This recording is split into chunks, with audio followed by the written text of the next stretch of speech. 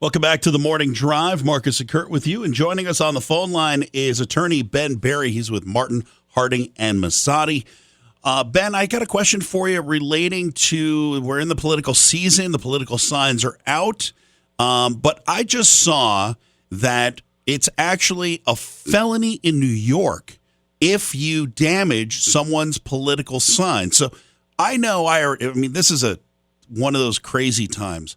I already had cameras at my house for my own personal security, but I put my signs actually in my camera's view because right now I can't trust that people won't mess with them.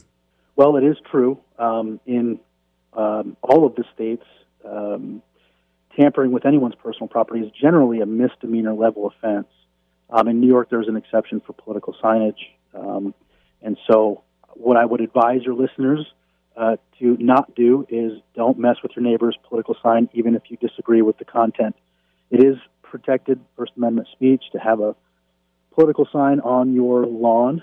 And also, in addition to the trespass to the property, it is a separate crime in and of itself to remove the sign. Is it handled differently if somebody steals or vandalizes a political sign on someone's personal property as opposed to, people also stick those signs out on public spots all over the place?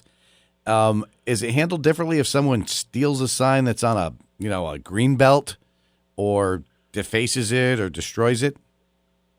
Well, I think that there are two different crimes that can be levied against the individual.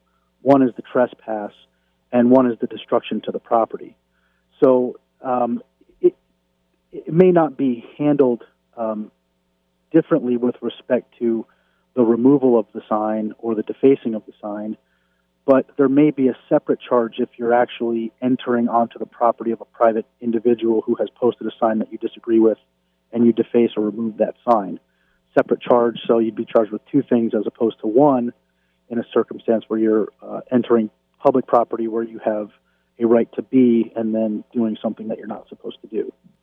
And Ben, as a candidate many, many times, I certainly am one of those people that had signs stolen before, and so I always would like to have had them charged with a felony, but at the same time, a felony in New York. So I wonder, are there any examples of somebody actually getting charged with a felony in New York? Do you know?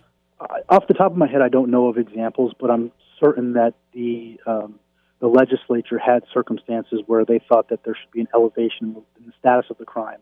And so what I suspect is that statute was supported by several individuals being charged with misdemeanor level offenses, and that not quite doing the trick to deter other people from doing it. And so the legislature elevated the level of that offense. And keep in mind, we're talking about a felony here, but there are fines, and if you are found guilty of a felony, you won't have the right to vote. So even what you're railing against by, getting angry at a sign, you could lose your rights as a citizen to vote. That's hugely damaging, not just to the sign, but to the person who's committing the crime. It absolutely is. Very serious offense. And Ben, I'll bet you that this is happening more this year right now, and I'm just basing this on anecdotal evidence, nothing more than that, but with the polarization that we have in politics right now all across the country, I'll bet you this is happening more than ever. I think that the political environment has changed slightly. And as a result of that, I think that the behaviors of the citizens has changed slightly as well. So hopefully people can keep their behaviors in check, and they're not going out and committing misdemeanors or felonies, depending on the states that they're in, and allowing the political views of their neighbors to be expressed. Ben, do you know what the penalty is in Vermont for someone who damages or vandalizes or steals a sign? To my knowledge, it's a misdemeanor level offense. But again, as you said, it's not just the offense of maybe stealing or vandalizing. You could actually get trespassing, and who knows what other minor penalties or charges you might face depending on where that sign is. That's correct. Outside of asking people, please don't damage signs. what message should we make sure that people are aware of, especially when they consider the signs are out there, people are expressing their opinions. It's our freedom of speech that needs to be protected. And so in ways to do that, it's respecting those signs. Respect the signs, and I think that the most important thing is for people to vote.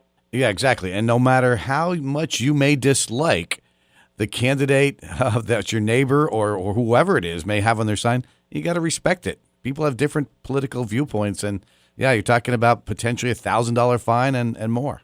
All right, Ben. Well, thank you for the insight. We appreciate it. And again, we hope that everyone gets along. We have common, respectful discourse, but let's all get out and vote this season.